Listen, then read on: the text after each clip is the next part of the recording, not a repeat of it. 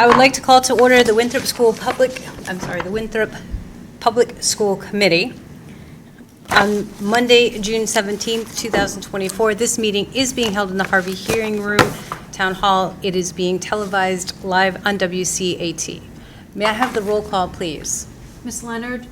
Mr. Lettieri? Yep. Mr. Martucci? Yep. Ms. Petrie? Mr. Purinton? Ms. Barry? Here. Ms. Powell? Here. Please rise to the Pledge of Allegiance. Mr. Lettieri, could you lead us? I pledge allegiance to the flag of the United States of America, to the republic for which it stands, one nation, under God, indivisible, with liberty and justice for all. We are joined tonight with a very special visitor, Nick Capuccio, who has just done amazing things on track and field. We have a resolution that we would like to have voted to approve. May I have a motion for this? I will read it and then take a motion. Second. All right, motion made and seconded, but let me read it for the record. Nicholas Capuccio has served with enthusiasm and school spirit as a member of the Winthrop High School track team, whereas Nicholas Capuccio has won 3 state championships in one season in the 200-meter, 100-meter, and the long jump. Resolved that the school committee of the town of Winthrop extended sincerest congratulations and offer our best wishes for future endeavors, and voted to be made part of the minutes today. In addition to that, congrats, Nick, who's my neighbor, who I may or may not have run out of my house when he won one of his state championships and ran down the street and kind of awkwardly landed on his front lawn to congratulate him. But also this week, you competed in the Nationals in North Carolina, placing 34th in the, put my glasses on, Nick, in the 100-meter, 11th place in the 200-meter, and 56th place in the long jump, which is pretty amazing, especially considering it was about 245 degrees while you were there. You know, so I know it must have been exhausting, but it's such a nice representation of our small town, but the tremendous athletes that we have here. So kudos to you for your hard work, your dedication. It's not the only sport you play, I am well aware of that, and balancing that in your schoolwork is pretty cool. And I'm sorry you didn't get to go to Chipotle tonight, because you had to come to this. But we congratulate you, and your grandparents here, and your aunt, and your sister, and your mom and dad. So it's nice to have people in your corner. So I expect great things from you. Continue to let me run out of my yard and run up to your house. Any further discussion on the resolution? Hearing none, can I have a roll call vote, please? Ms. Leonard? Here. Mr. Lettieri? Yes. Mr. Martucci? Yes. Ms. Barry? Yes. Ms. Powell? Yes. Good be it, Nick. You get to come up and get your Please come up. prize, and we take a picture of you. Congratulations. Have we taken, there. You can stand with them, and I'll take a quick picture, and then I'll send it to you. Oh, he stays up front. We'll come around. All right.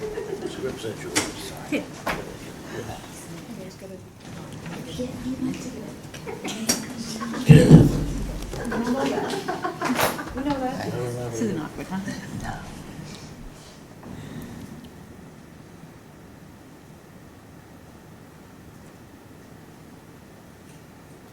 Awesome, Nick. Good job. Thank you very much.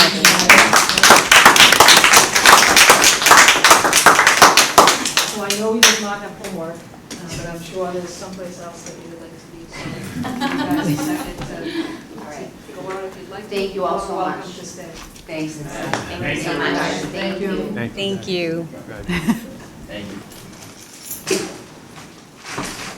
And my husband, by the way, remarked about what a fabulous athlete you were. Oh, he did? That's very nice of him. I took after my mother. Thank you all so much. Bye, guys. Bye. May I have a motion to approve the minutes of June 3rd, 2024? Motion. Second. Motion by Mr. Lettieri, second by Ms. Leonard. Any discussion? Hearing none, all those in favor? Aye. Any abstentions or objections? Hearing none, motion passes. May I have a motion to approve warrant SVW 24-1 in the amount of $435,850.18? Motion. Motion by Ms. Berry, second by Ms. Leonard. Any discussion? Hearing none, may I have a roll call, please? Ms. Leonard? Yes. Mr. Lettieri? Yes. Mr. Matucci? Yes. Ms. Barry? Yes. Ms. Powell? Yes. I am going to ask for a motion on, I'm going to group the payroll warrants together. I will read them individually.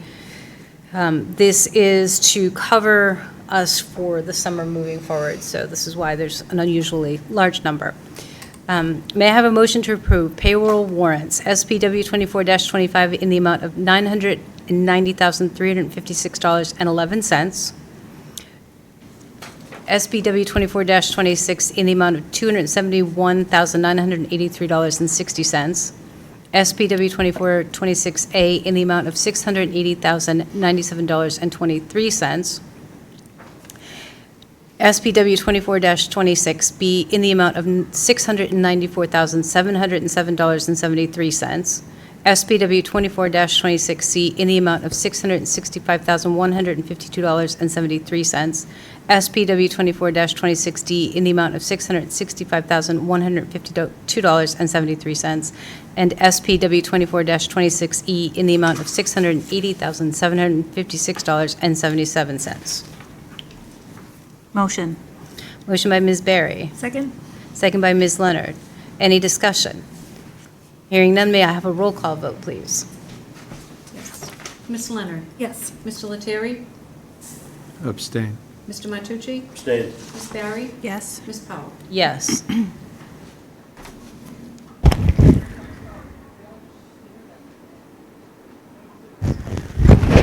Majority of the committee or majority of the people present? There's a majority. Sure. You'll give it. You're fine. Okay. Thank you for that clarification. May I have a motion to approve the Viking Cheer Boosters Club car wash? Motion. Motion by Ms. Berry, second by Ms. Leonard. Any discussion? Hearing none. All those in favor? Aye. Any abstentions or objections? Hearing none, motion passes. And that moves us to the superintendent's report. Which I will push to the new business, because that's what I'm going to talk about in my superintendent's report, which is around the budget, the approval of the budget. I want to give a little bit of an explanation, so I'll do that during that time, if you don't mind. Okay.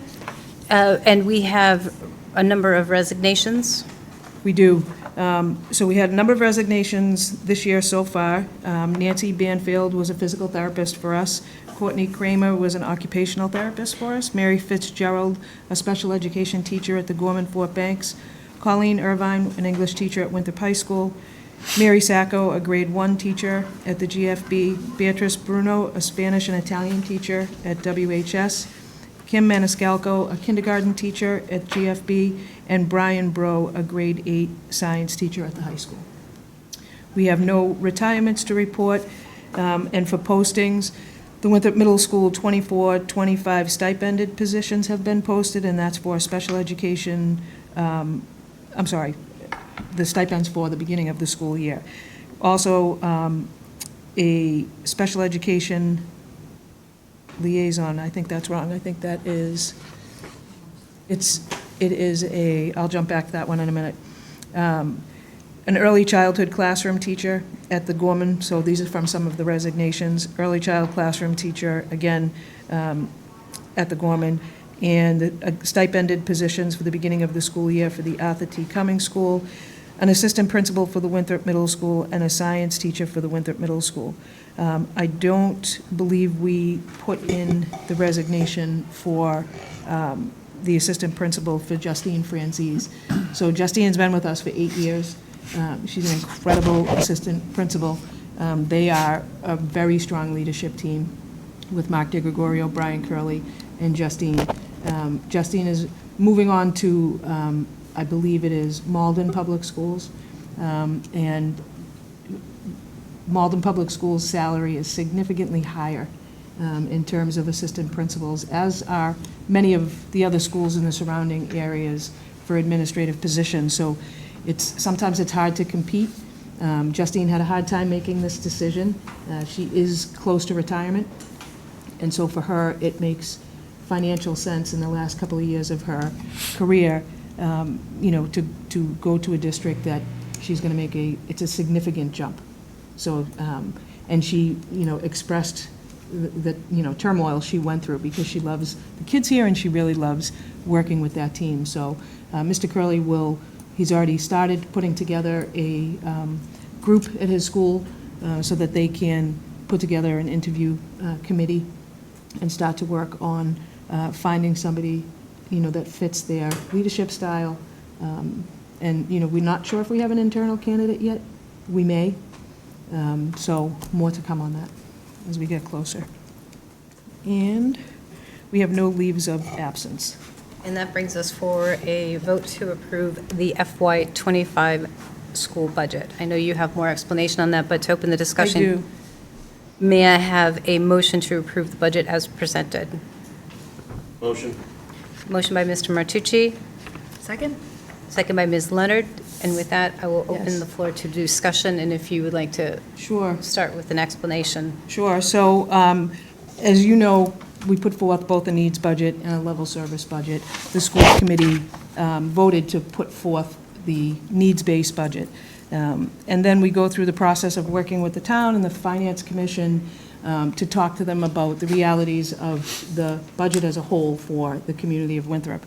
And was lots of conversations. A needs-based budget is a true reflection of where we want to bring the school district, how much forward we would like to, and how much more we'd like to advance the school district, the positions that we believe are necessary for our students.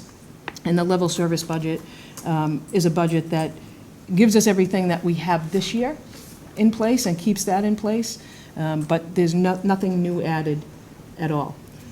So when we have those two figures out there, it's now upon the town to look at all the total income that the town has, all the revenue that they have, and from all departments, not just the school, so it's the school, it's DPW, fire, police, and work with, in their own means, what they have for a total allocation for the town. As you're aware, we went to, I think it's like a 58.75 split with the town, so the total amount of revenue that comes into the town, the school receives 58.75, I believe, % of that money. And so that's a true figure that comes out of looking at all the local receipts and all of the income that the town has. At the end of the day, the town can only give us an amount of money that is available. We know what the percentage rate is going to be, based on the fact that we agreed to move to this percentage rate budget process. Years past, we never really knew what we were going to get and had to wait until, the end of May or the beginning of June, which made it very difficult for us in terms of planning. So back at the beginning of the school year, so this is the first year we've gone to the 58.75% split. So I knew that July 1st of this past year. So I could anticipate what that number was going to be well before I've ever been able to in the past. So being able to follow that and work with the town manager to anticipate what that number was going to be, around January I became very nervous in terms of how much money we would be getting for FY25. I knew it definitely wasn't going to be anything close to a needs-based budget. That doesn't mean I'm not going to still propose that. But I also knew that it was going to be dramatically under a level service funding. And what does that mean? That means that not only can we not do a needs-based budget, but the level service budget is going to come in much higher, $1.7 million higher than what I anticipated we were going to be getting from the town. So that information and sharing that with our town finance director and the town manager and the principals, as well as the committee, we began to think about how are we going to offset next year's budget, because it was going to be a dramatic impact, and it was going to be a lot of cuts. 1.7 million, which was my anticipation, is a lot of people when your budget is 85% salaries. So I believe it was a little after the first of the year, we sat down and made a commitment not to spend money that we didn't really have to spend. So, and when I say that, I mean that when you stop spending, you're actually cutting. So if we had a line item for $25,000 for electricity, we have to pay the electricity bill. If we had a line item for $15,000 to upgrade some security systems, that's a line item that you can put a hold on and say, although we believe it's needed, where does it fall in the list of priorities, to get done this year? Is it money that we could not spend and potentially use to offset a deficit moving into FY '25? So we did that. A lot of it was around materials and supplies, so only buying the number of paper towels that you needed, only buying the paper that you needed. If you were planning on doing a project, some of those projects got put on hold, classroom projects, as well as some upgrades that we were going to do facility-wise in the school year. And so when we stopped that in January and watched it every day to make sure we weren't doing things that might be able to be held off on, that resulted in, around this point in time, that there would be money left in this school year's budget. Not money found, we knew the money was there from the get-go, but money that we chose not to use because we anticipated next year would be so devastating for our students and staff. So I provided you, so my job was, when I found the final figure that was allocated from the town council, so we went to the FinCom, they asked tremendous questions, we've talked about that already, and at the end of the day, we knew we were only going to get a certain amount of money. So the amount of money that the town was able to provide us with was $36,141,803. Initially, as we go through this process, the initial thought was that we were going to get $220,000 less than that. So through the FinCom and through the town council, they got that number up by $220,000 to the $36,141,803. And that is what the town council has voted on in terms of the allocation of money to the schools. So once that number is given to us, it now is incumbent upon me and Dylan and the principals to say, okay, well, our level service budget need was $1,492,485 more than what the town is giving us. Again, level services open the doors with the same amount of people and the same amount of services that we have this year, and nothing new and nothing added. So my job is to balance that budget, knowing I need $37.6 million to be level service. Now knowing I'm getting $36,141,000, I have to now cut $1,492,485 from the level service budget that you initially saw. So how do you do that?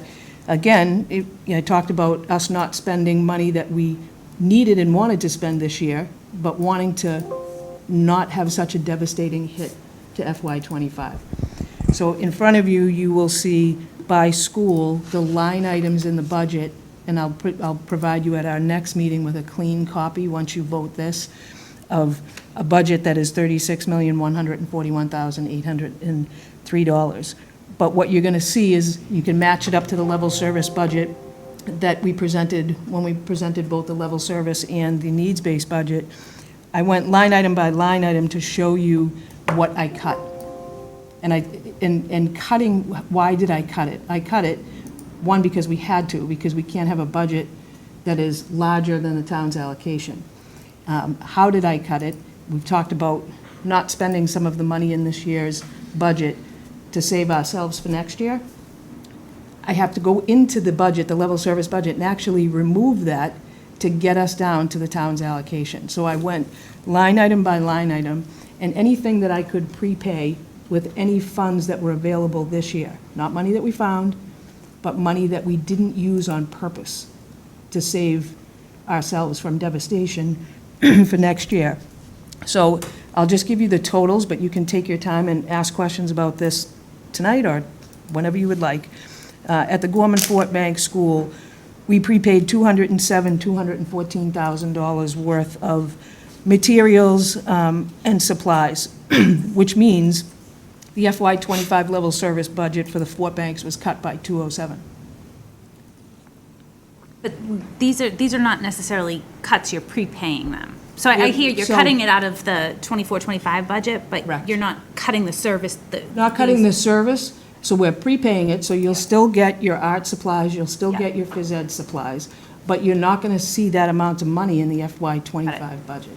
Okay. And the places, so it's not just prepaying from this budget, so I want to be clear about that. So, like I said, we stopped spending. Yep. And we started to save some of that money so that we wouldn't be so devastated. We also went into outside savings accounts that the school has, preschool tuitions, the international student account, and we drew money out of there. We also looked at any grants that we have that we could possibly reallocate funds for. So if we were going to do something this year with a Title I grant, maybe it was going to be purchasing, some additional curriculum.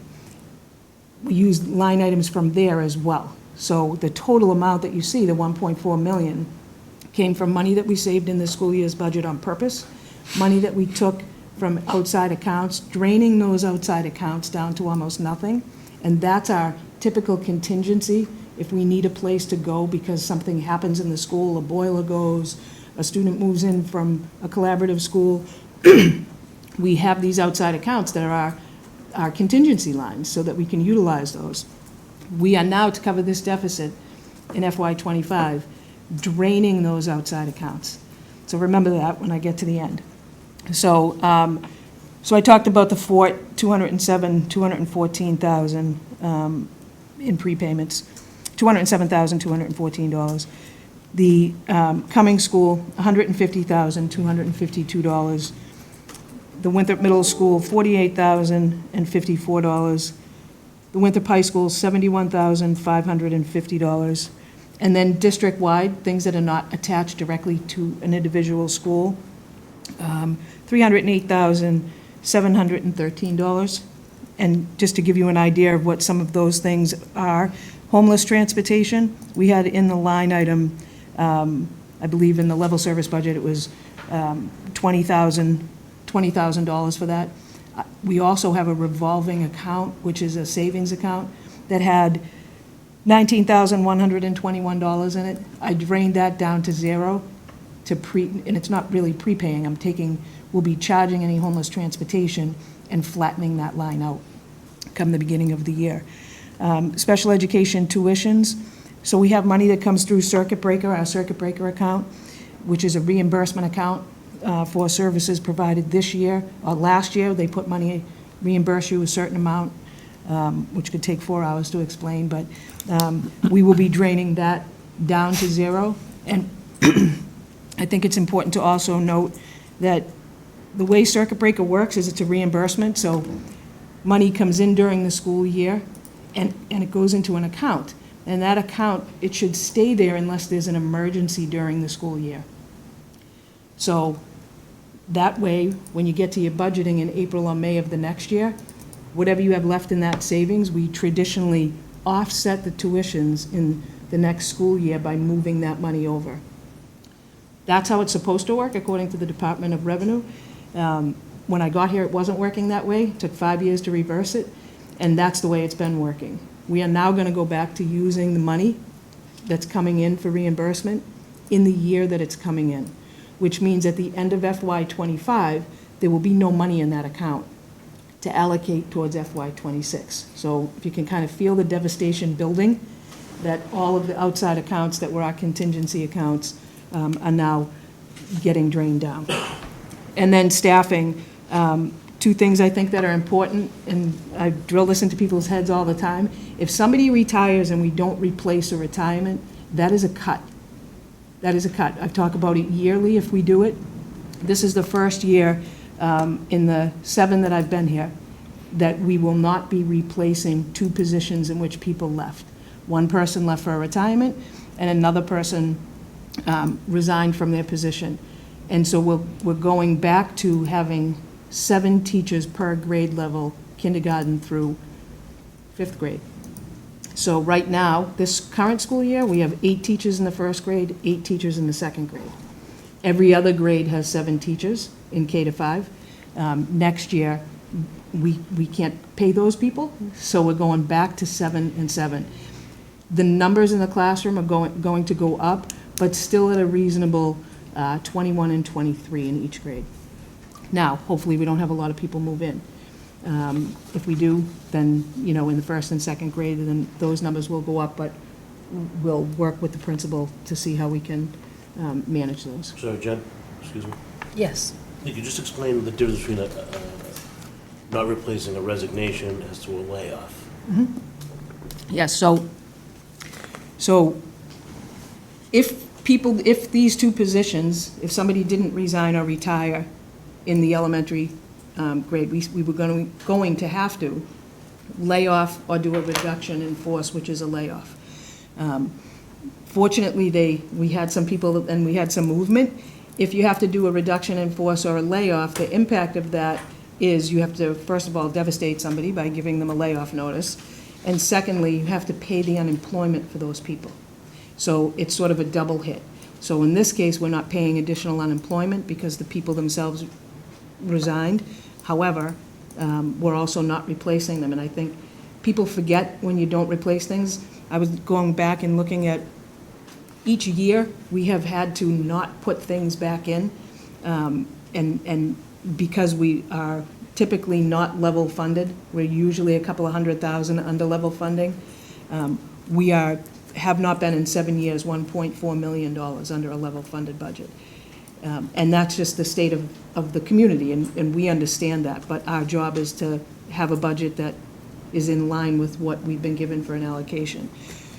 So this sort of from a higher level, and if you go to the second page of this, it will show you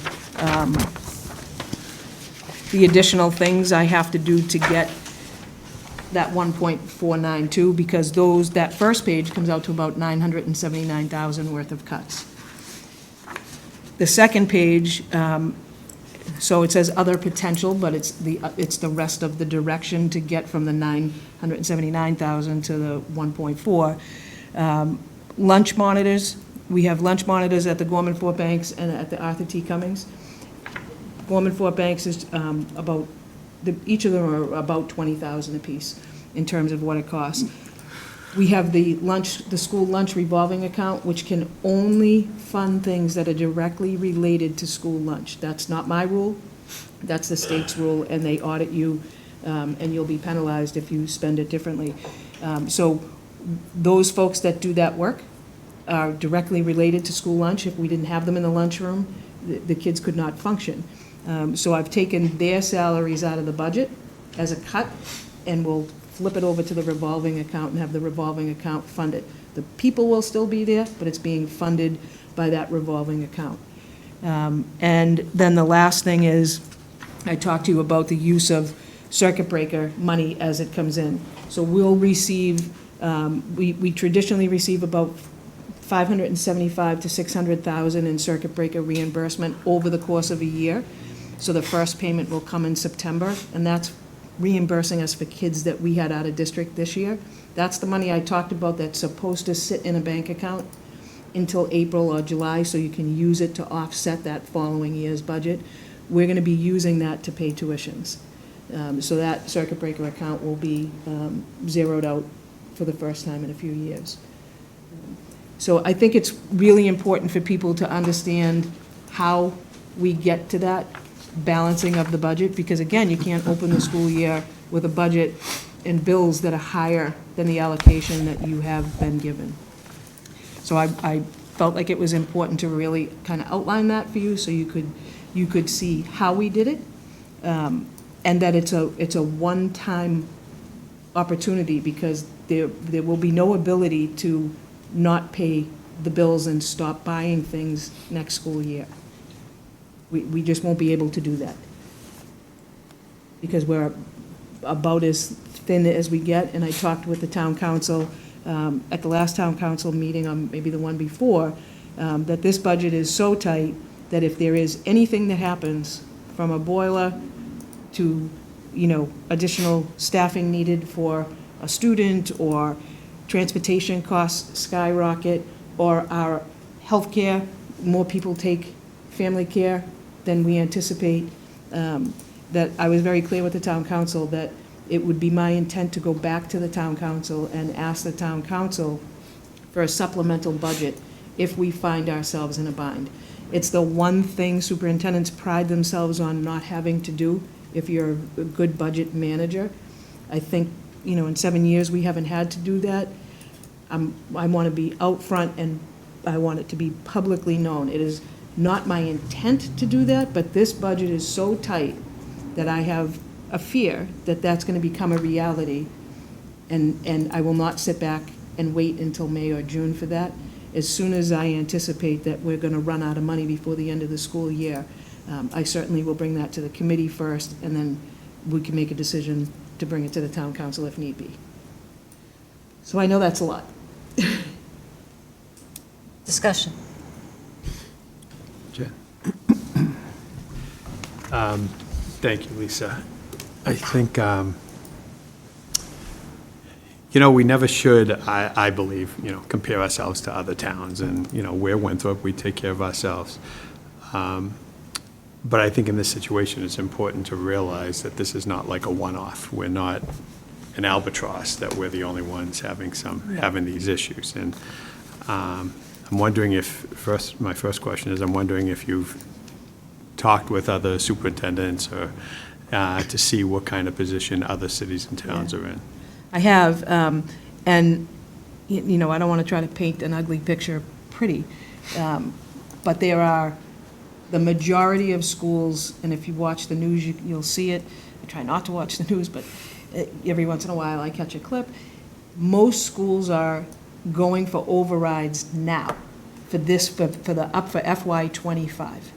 And it's because of a number of factors, primarily the way people used ESSER funding, okay, because a lot of communities use that out of desperation for staffing. And just for clarification, the ESSER funding is COVID money, basically. COVID money that came in that has to be fully expended by the end of this school year, and you're not getting a check after that. You're not getting that money. For us, just staffing-wise, last year we had $572,000 worth of staff in that budget, in that ESSER funds. They were charged to that for 3 years. They were critical positions for kids. They were a school nurse, an adjustment counselor, 2 teachers, a first grade teacher and a second grade teacher, and we knew that ESSER funding was going to come to a close. So we kept a very close watch on that, knowing that they would come to a close. When that funding is gone, it doesn't necessarily mean that those people who were funded by that grant are going to be the positions that are going to not be funded. And the reason being is because priorities change every year. And so it's an amount of money and not individual people. So you have to look at what it is, where are your priorities in your school, and if you have to cut $100,000, it may necessarily not be the school nurse and an adjustment counselor. It could be a social studies teacher, it could be a math teacher, it could be a foreign language teacher, because it's an amount of money. So to answer your question, there was a listserv done of how many communities are going for a 2.5 override, and this was done last year at about this time. And I was taken back by the number of communities that were going for the overrides, saying that they had to. I haven't got an update on it, but I can get that. I can go back and see how many there are. I do know that communities like ours, the Swampscots, the Stonehams, Melrose, Malden, people are cutting a significantly higher number in terms of keeping a level service budget than we are. However, I see us, meaning Winthrop Public Schools, as these communities that are cutting, $2 and $3 million out of their budget. I see that as us next year without an override, 100%. My estimation would be, and I'll have more dollar figures ready for this committee when we talk about the override, but I see us having devastating staffing cuts, because again, 85% salary, you have to have paper, you have to have toilet paper, you have to have copy paper, you have to have Xerox, you have to have telephones, you have to pay the electricity bill. Those are things that you actually can't cut. But bodies and teachers can be cut, and the end result of that is increased class size, which I don't know would be doable without an override. And just to continue, and I think it's, as we talk more and more about this at future meetings, it's important to talk, and a lot of people just, you think, you're sitting there saying, oh, level service means level service. It's not level funded, it's level service. And you said, I think you said nothing new, nothing extra, and that's true in a big extent and not true in others, because there are mandates that the state makes you do that they don't fund you for. So those keep increasing, and you have to provide They do. them. So there's that. And there's a ton of them. And there are a lot of them. There are a lot of them, but, it's not necessarily level service. Now, yes, is it contractual arrangements? Absolutely, but there are mandates that come in that you have to fund that Correct. add to the budget, and it's still considered level service. Right. So I think that's important, and I think, and you were in the room at some of these Finance Commission meetings back 7, 8, 9, 10 years ago in different capacity, and we would talk about circuit breaker money, and we would have the same conversation, how it's so difficult to understand. But we were pushing then, and you were with us, trying to get to that point where we could have the circuit breaker money used correctly.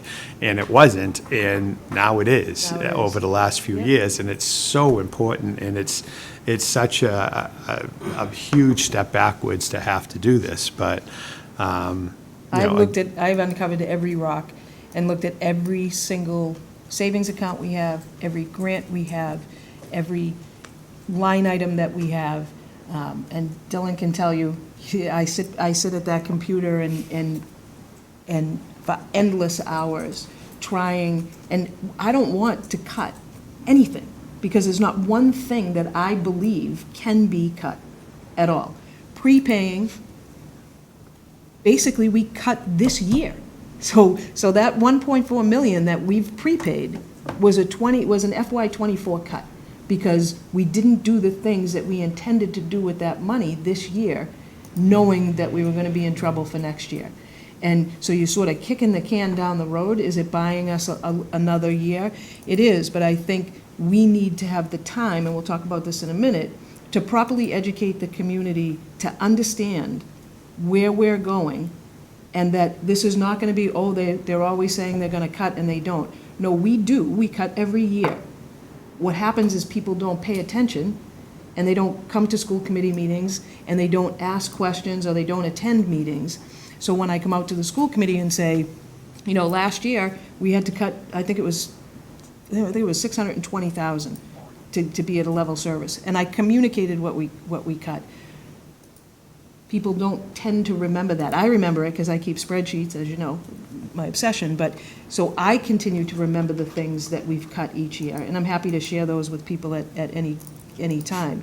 But I don't foresee us being able to cut anything else.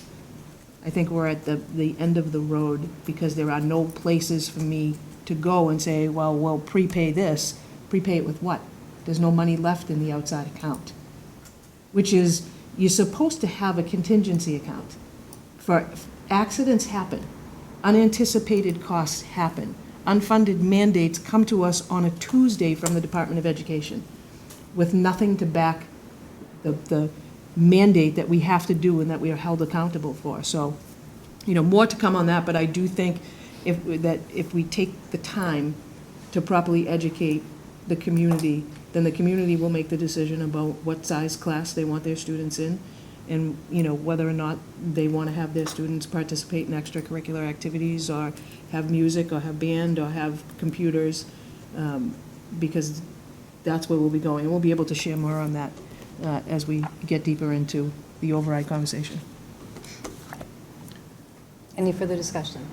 My last thing is, it's just basically like, again, you want to, as we educate, just simplify it as much as possible. And it's basically like using all your savings account, all your rainy day funds, whatever you want to call it. And this is why I think it's also incredibly important as we go forward and present some sort of override, that people have the understanding and start some sort of education stabilization account, that we could be better, we could be more prepared even for a situation like this. But, education is key, and there's no question that somebody can ask that's simple.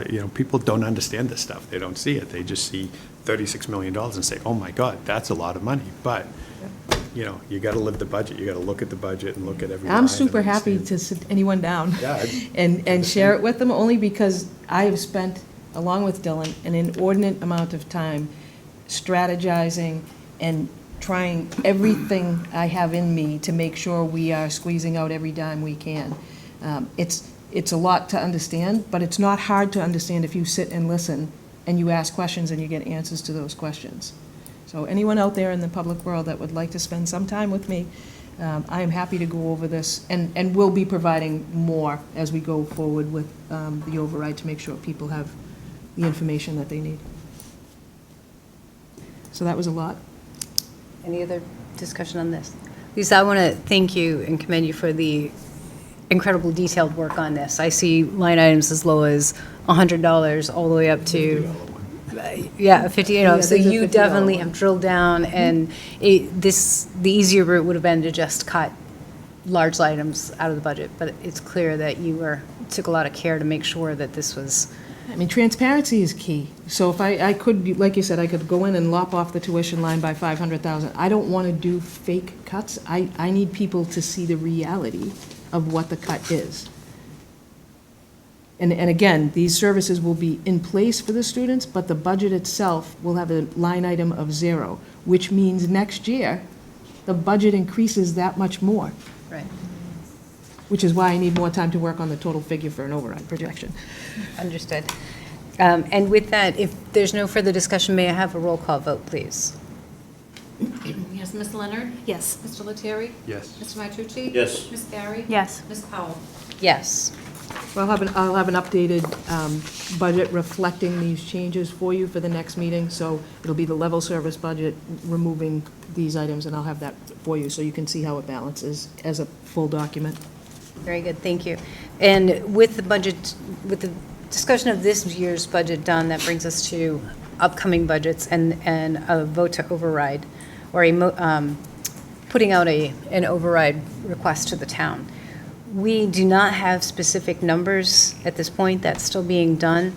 However, you do have before you a messaging framework. This is a guiding document, a roadmap, if you will, about how we want to think about the override, what we want to see in it as an overview. And this is a way to get the discussion started so that the community can start to understand what it is that we're going to be coming to them and asking for, so that we, rather than just waiting until everything is already set in stone, this gives people an opportunity to give us feedback, to let us know what they want to see included, the direction that they want to take.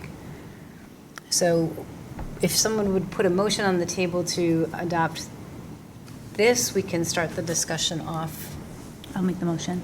Motion by Ms. Berry, second by Ms. Leonard. Let me open that to discussion. What is the actual motion? The motion is to adopt this. It's a framework. You call Framework. it a framework, you can call it a roadmap. It's a tangible document that's meant to stimulate discussion and get folks here talking about what we want to see. So for the committee of people, just so I understand it, so for the committee of people that is going to start the discussion around an override, if in fact we're able to get that override approved by the town council to be a ballot question, we wanted to have something for this group to start with, as Yep. opposed to just saying, hey, we need your help, Yep. we need an override, and not provide them with any Right. guidance or It's- any support or any thoughts from the school committee and the school as a whole. So there was, Julie and Jen and I looked at this, got some feedback from, various constituents about what their thought is, looked at what is our mission and what is our vision, and kind of who do we want to talk to, and it's a guiding document for the people that are going to take Yep. the override, if it's becomes a ballot question, and be able to start the process of educating the community, Yep. and that folks are on the same page. Talking the same about what language. direction, And so that it's not confusing to people. Yeah. Am I Yeah, right with that? 100%. I think the first goal is to have a discussion here and gain alignment amongst us members, and you know, like, it's to create a guiding document so that everybody's speaking the same language, there's no confusion. And I think it's important to know that it's a template. Yeah. So it can be adjusted, because as you start to talk in groups with people that are key stakeholders in the world of education, there may be other things that come up. It needs that to be people adjusted by want to audience, be yeah. added to supporting points. You know, maybe we've left something out, but it's a kickoff to get people to have discussion and to be able to focus on, you know, something that's positive and that's clear, and that's not confusing. At the core of this is the vision, and I think that this is the fundamental thing that we wanted to have approved so that it can guide our discussions around, or you can decide the decisions around how much to ask for ultimately. Our vision is to create an educational system that serves as a cornerstone of our community's success and well-being. Every student deserves an outstanding educational opportunities, cutting-edge resources, and a safe, nurturing learning environment. We want to be a model of inclusivity in education, inspiring lifelong learning and civic engagement. Through strong community support and strategic investment, we will cultivate a generation of well-rounded, empowered individuals prepared to thrive in a rapidly changing world. And that is what we need this override to allow us to accomplish.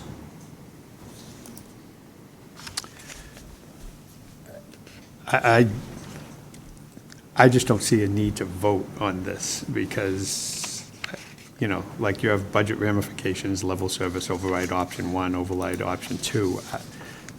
The school committee, not this, even past school committees over the past several years have always voted on a needs-based budget. So why wouldn't they go into an override with that in mind? You know what I mean? I mean, every year, and I haven't agreed with it in many years, but that's what the school committee has done unanimously. So why would there be a thought that they're not going to do that now? At least to try to Yeah, so I think do it what's was, I best. think the way that's kind of laid out was to spark, the purpose of bringing this to the committee was to spark discussion with the committee publicly about moving forward with an override, and not choosing to do an option 1, an option 2, or an option 3, but for the committee to be able to have the conversation about, just like you brought up, you are in favor of doing the needs-based budget. So, but the committee has to have that conversation, because the committee has to bring the figure to the town council to put out there for a vote, correct, Jim? I don't think we can just Yes, say. no, you have to bring a figure, and Yeah. the figure's not going to be changed once it's brought to the council. And I agree with everything we're doing. I think it needs to be done, it needs to be out there for fiscal '26, it needs to be educated on. I just don't see a need to vote on a message. We all know the message. The Yeah, I don't know message if is we to have try to, to I don't know if we educate have the to public. vote on that, but. And to find out, because I don't think we've had the discussion as to what What that individual number's members gonna of the look school like. committee, what the number's going to look like, Yeah. what it's going to involve, what it's going to include or not Yeah. include. Yeah, and So- I think that's a good point, because if the needs-based budget, the amount of money for an override for a needs-based budget, when you lay it out, because it's not just about 1 year, it's about 5 years, or 6 years, depending upon how long you want that to go. If that is a number that is so high that it's never gonna fly in the community, it's this committee that will say, okay, instead of going out there and getting crucified because the number is unrealistic based on what it's gonna cost individual households, which is information that I can start to bring to you, you as a committee may say, okay, so we're not just gonna go strictly with that needs-based budget, we're gonna go with a number that's more reasonable, and what is gonna be included in that number? What are people going to get if that is the number? So I think, but I don't know about the It's just hard. I vote. mean, I just don't think you're there, not you Not there yet. specifically, but you're Yeah, not me. there yet. And I think that's something that the committee needs to discuss and then put a framework around, okay, this is how we're going to, Yeah. this is the mindset as to how we're going to achieve this. I mean, we're putting a little bit the cart before the horse because we don't know. I disagree, and here's why, because people are already asking questions, and we don't have a script for any of us to read from. We have no information to give them, we have nothing tangible. We have an idea, we have a thought. We don't have anything around, here's why we're doing it, here's the reason why we need it. We don't have to get into specifics, but we need to at least have a storyline around why this is necessary, because people are hearing about it, and they need to know. And we just have a bunch of ideas. Yeah, I mean, this may be splitting hairs. I'm not sure this is something that needs to be voted on, but I agree. I was so grateful to see this.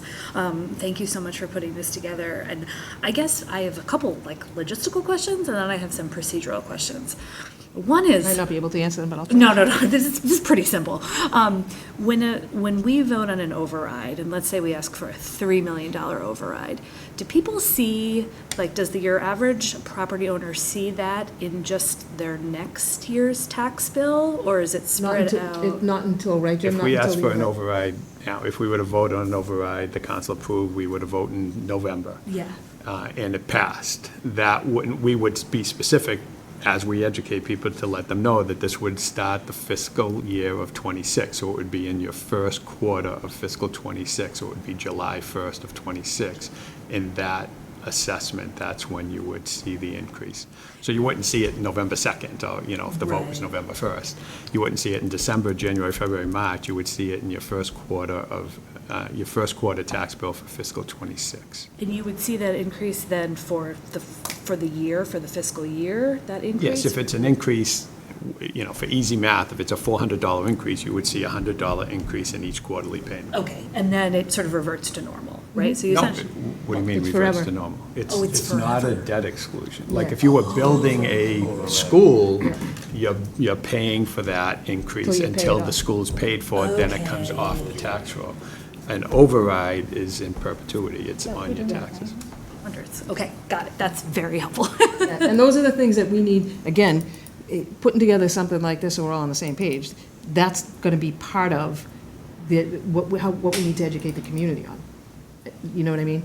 So I guess my second question, and this is a little bit more procedural, is at what point do we want to come to the town with kind of these three buckets? Or is this something sort of we decide? I guess I'm just wondering, like, cart before the horse It'll be issues? one bucket. Okay. The reason why we're talking about this tonight is in part because we are still deciding the numbers. And so this is, messaging is perhaps not quite the way we want to think. It's more of the framework. Yes, Because you're correct. right, that It's the a roadmap messaging. framework. Right, the messaging will come once Yes. we've got the numbers. But to think of this as a roadmap, or framework, or guidance for our discussions around, so that we can send this to, we will have this when we are talking about, and we will send a single number. But I think it could be helpful to see the three different numbers, what it would look like, so that we understand what it is we're asking for and what we think that the town. Right, because we as a committee need to know what those three numbers are, Right. so we can say, okay, this is astronomical, but this is reasonable, and it will still, because my fear is we're going to ask for an override, and we're going to we can't just be level services, we have to, and that's a real fear based on these budget numbers and the increases we have every year. Yeah, no, I totally agree, Julie. Yeah. At what point do you think, Lisa, we could have some figures to kind of plug into? I would say by the end of July, because there's a lot of work that has to go into it, because it is a rollout that, you have to project usually an override, the amount of money you ask for in the override typically stops helping you after like year 6.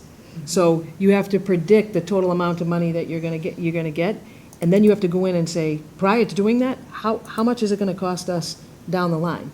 And that's sort of a guess, because you can drill some of it down in terms of the salaries, and, obviously, you have to predict a contractual increase, because these are people's jobs, so, and people get cost of living increases in every aspect of work.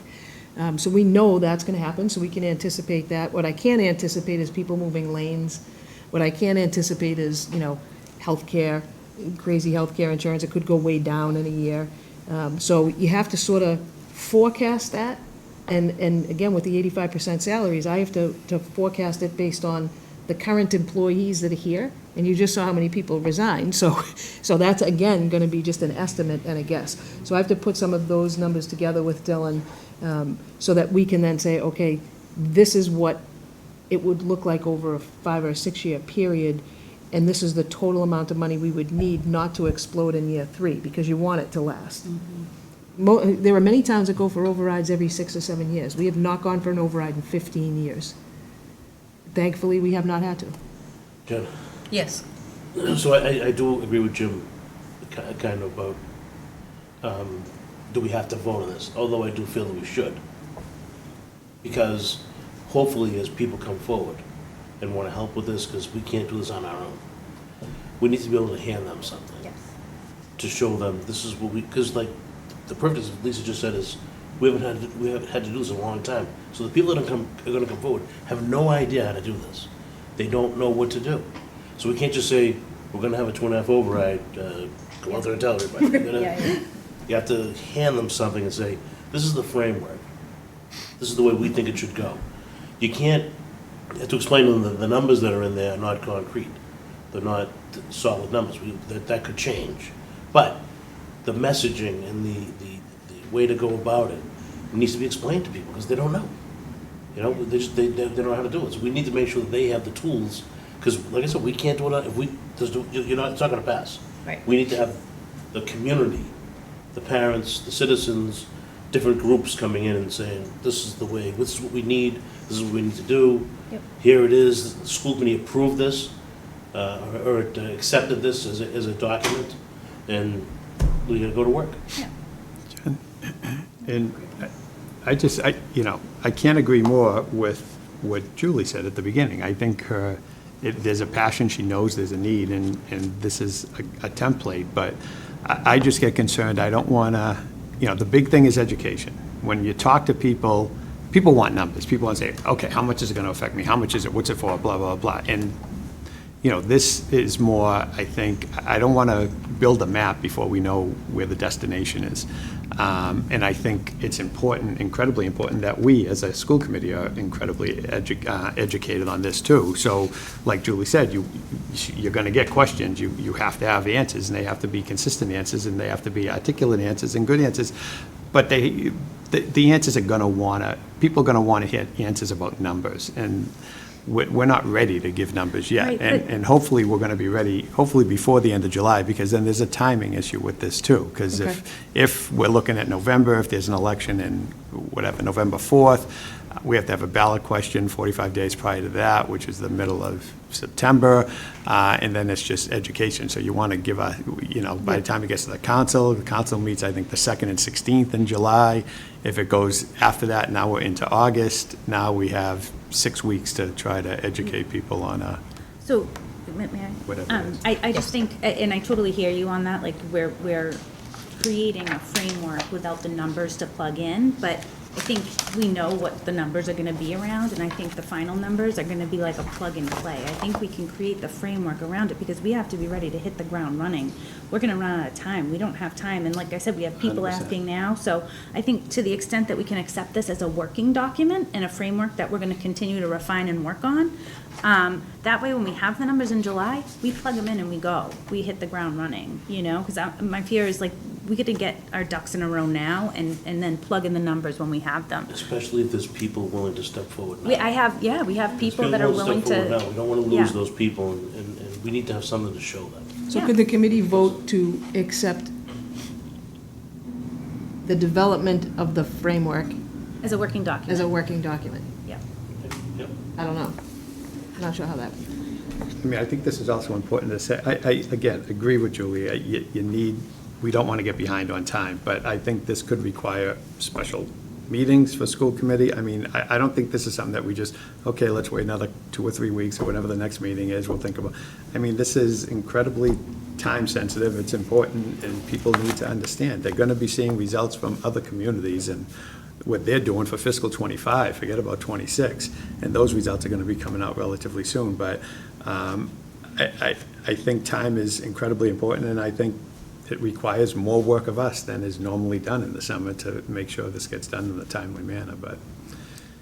I think that's such a good point, Jim, and it's a little difficult here when 2 of our members are not here, but I think this is really important to figure out, we're gonna need to, if we do this, and I hope we will, we are going to need to work really fast on this.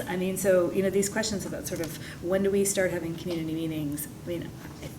My guess is we're gonna need to start having community meetings in like 2 weeks, even before we have a number. So maybe we can't do that, Jen, but I I don't think you know. have to have school committee, special school We need committee to be meetings aligned on together, all of it right? first, I think, Right. but also, like, why can't we get the numbers till July?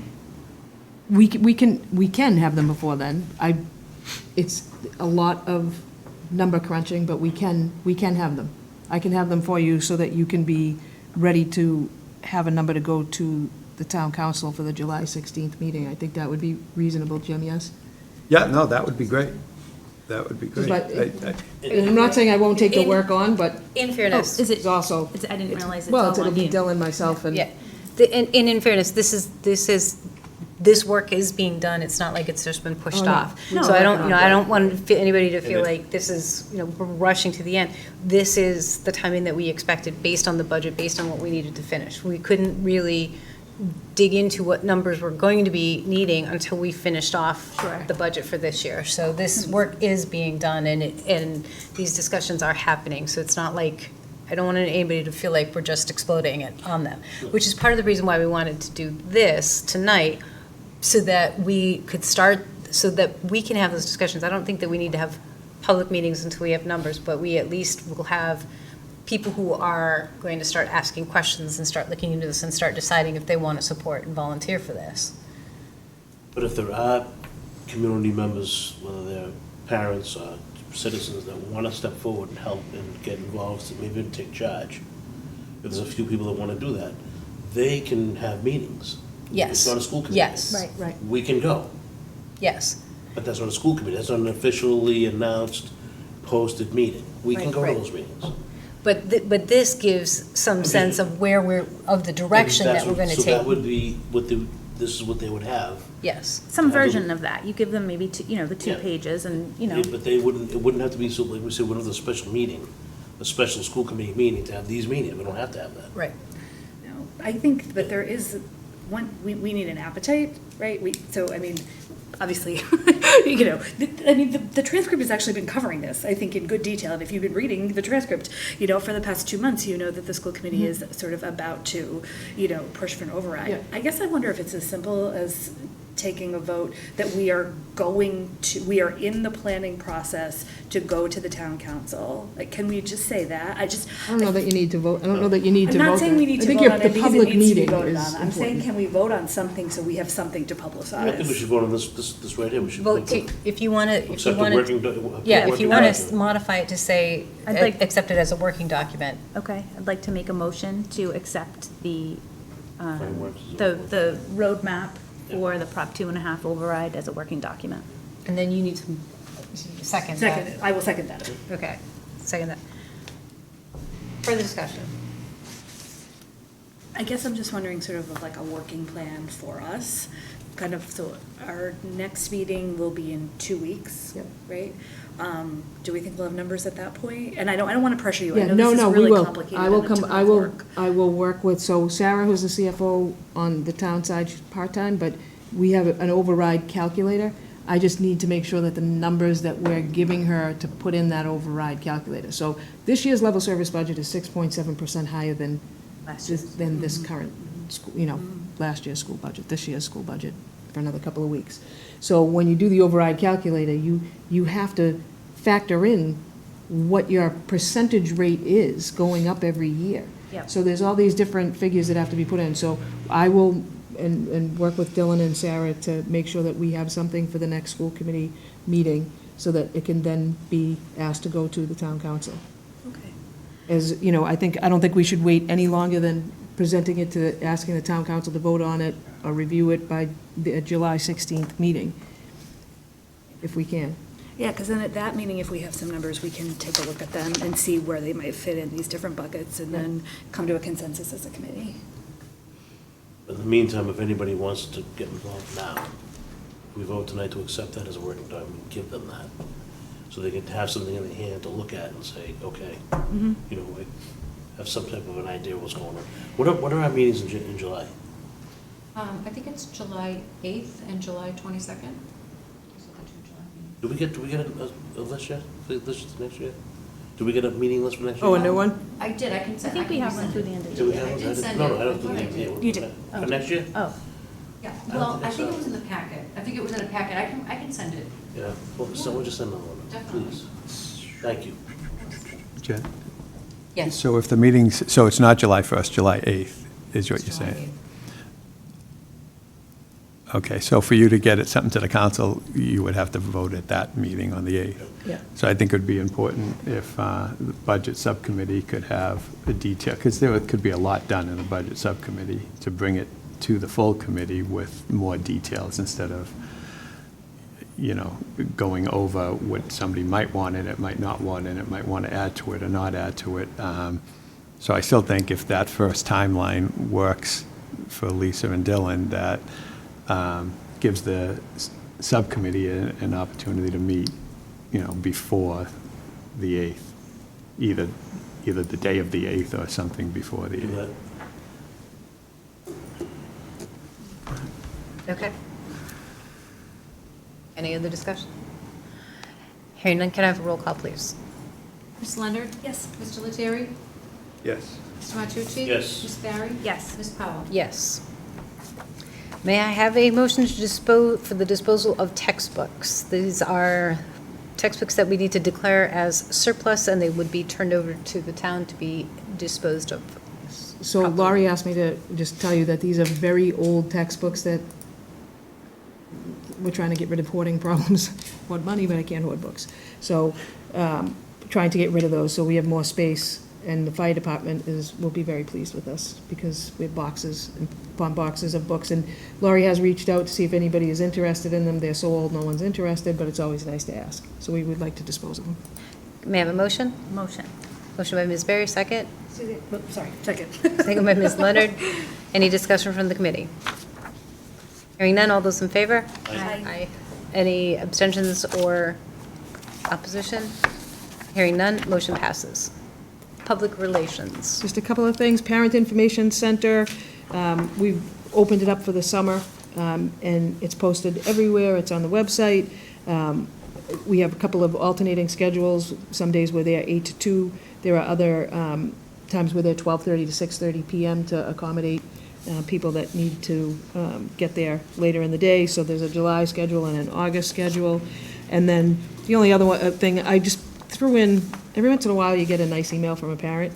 I won't read the email out loud because that's not nice, but it was a very nice email from a parent about one of our programs at the Gorman Fort Banks. And, not that we need a pat on the back to survive, because none of us would be working if that's what we waited for, but it's nice to be able to share that. And then I threw in some poems that middle school teachers, it kind of caught on like fire. In the middle, they kind of challenged each other to write these poems, so, and they were sharing them with me. I just thought you might like to take a look at them.